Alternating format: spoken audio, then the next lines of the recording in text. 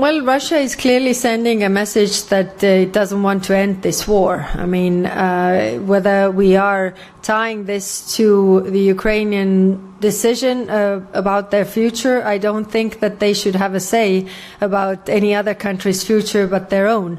And looking at the state of the economy or social affairs in Russia, I would recommend them dealing with their own problems. On the EPF, yes, we have tabled a compromise, taking into account the initial idea of the EPF being a burden-sharing tool, but also taking into account that it has been blocked for nearly 3 years, and taking into account that Ukraine has needs. We had discussion today as well.